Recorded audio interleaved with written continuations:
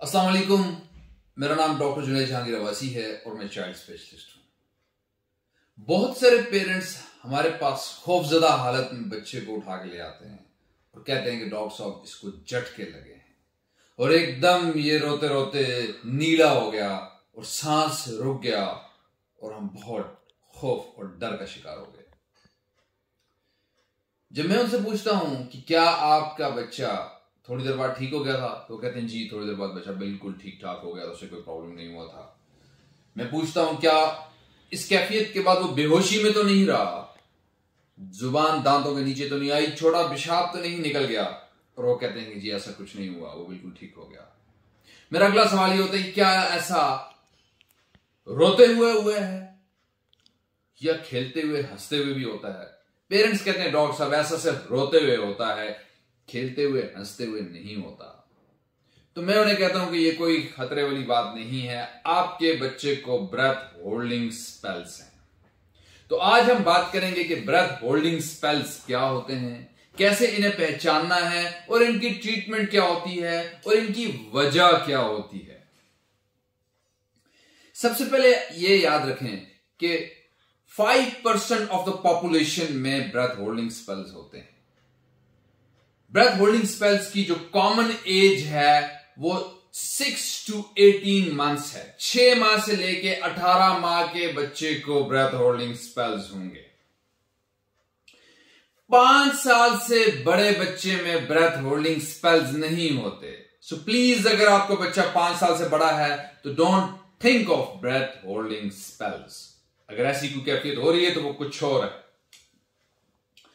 Breath holding spells benign होते हैं, यानी नुकसान नहीं देते, इनकी वजह से बच्चे को कोई नुकसान नहीं होता। ब्रेथ होल्डिंग स्पेल्स की 4 मेन टाइप्स हैं। एक सिंपल ब्रेथ होल्डिंग स्पेल्स, दूसरा साइनोटिक ब्रेथ होल्डिंग स्पेल्स, तीसरा पैलेट ब्रेथ होल्डिंग स्पेल्स और चौथा कॉम्प्लिकेटेड ब्रेथ होल्डिंग स्पेल्स। ये 4 मेन टाइप्स हैं। पेरेंट्स हमसे पूछते हैं डॉक्टर साहब ये ब्रेथ होल्डिंग स्पेल्स क्यों होते हैं?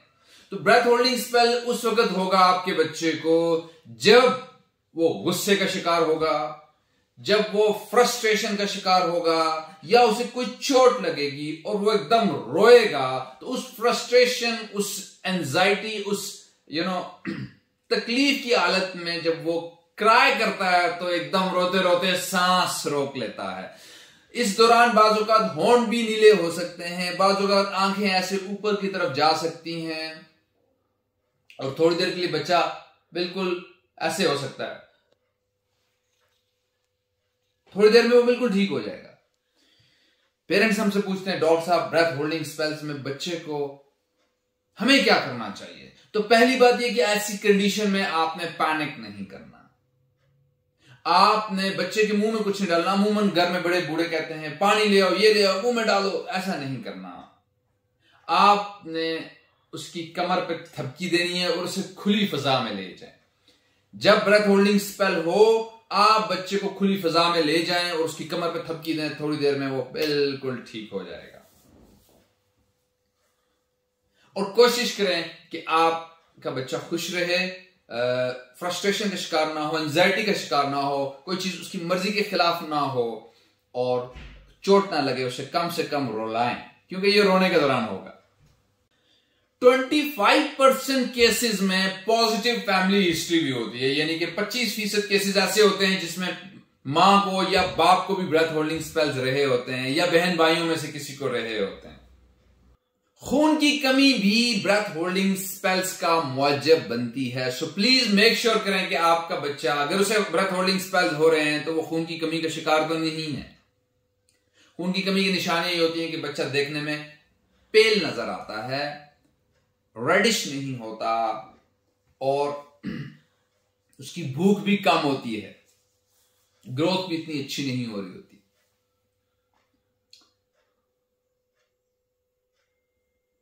कुछ लोग ब्रेथ होल्डिंग स्पेल्स को फिट्स समझ लेते हैं। सो प्लीज याद रखें कि ब्रेथ होल्डिंग स्पेल्स फिट्स नहीं है। फिट्स यानी झटके कुछ और होते हैं। झटकों में हाथ पांव मुड़ जाते हैं या हाथ पांव बहुत स्टिफ हो जाते हैं, आंखें ऊपर की तरफ चली जाती हैं, मुंह से झाग निकलती है, जुबान दांतों के नीचे आ जाती है और छोटा पेशाब निकल जाता है।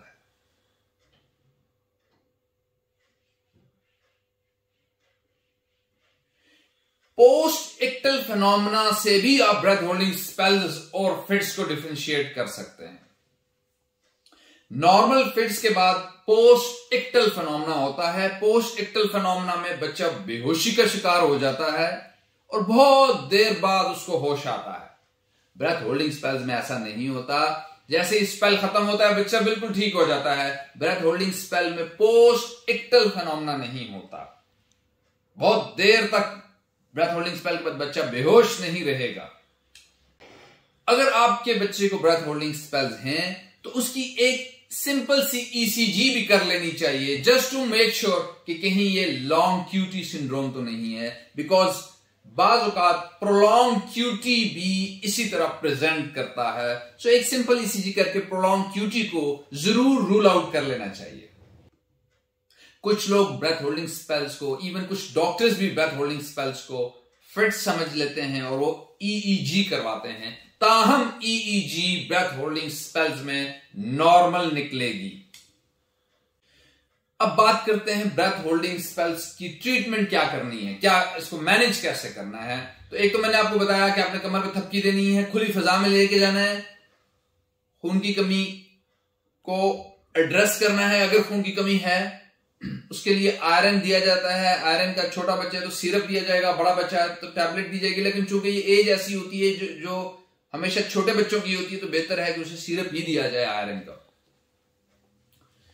इसके अलावा जो रिसर्च हुई है उसमें एक स्टडी की गई, 2 ग्रुप्स बनाए गए ब्रेथ होल्डिंग स्पेल वाले बच्चों के। एक को प्लेसिबो दिया गया और एक को पायरेसिटैम दी गई। तो देखा गया कि वो ग्रुप जिसको पायरेसिटैम दी गई है उन्होंने बेहतर रिस्पांस दिया है as compared to those group जिसे प्लेसिबो दिया गया था। तो पायरेसिटैम का भी कुछ डॉक्यूमेंटेड रोल है कुछ स्टडीज के अंदर इन ब्रेथ होल्डिंग स्पेल्स। सो अगर बार बार हो रहे हैं किसी बच्चे को ब्रेथ होल्डिंग स्पेल्स तो पायरेसिटैम दी जा सकती है। और अगर ना भी दें, कम होते हैं, कभी कभार होता है, ना भी दें पैरासिटाम तब भी गुजारा चल सकता है और वक्त के साथ साथ ब्रेथ होल्डिंग स्पेल्स ने ठीक हो जाना होता है। ये हमेशा नहीं देते। जैसे जैसे बच्चा ग्रो करता है ही और she will come out of it. So I hope कि आज की इस वीडियो से आपको ब्रेथ होल्डिंग स्पेल्स के बारे में आगाही मिलेगी। इस वीडियो के जरिए से मेरा मकसद दूसरों की जिंदगी में आसानियां बांटना है, बिकॉज आई बिलीव कि जो दूसरों की जिंदगी में आसानियां बांटता है अल्लाह ताला उसकी जिंदगी में आसानियां बांटता है। तो प्लीज आप इस वीडियो को मजीद लोगों के साथ भी शेयर करें, खुसूसन उन फैमिलीज में जिनके बच्चों को ब्रेथ होल्डिंग स्पेल्स होते हैं। और अगर फर्दर कोई आपके जहन में कोई क्वेश्चन हो, कोई क्यूरी हो या कोई बच्चे को आप कंसल्ट कराना चाह रहे हो तो मेरा फेसबुक पेज है doctor Junaid Jahangir Abbasi child specialist के नाम से, यूट्यूब चैनल है doctor Junaid Jahangir Abbasi child specialist के नाम से, और अपॉइंटमेंट नंबर भी आपको स्क्रीन पे नजर आ जाएगा। आप फर्दर भी कंसल्टेशन कर सकते हैं। सो आई होप कि आपको फायदा हुआ होगा। With this, thank you so much. Allah Hafiz.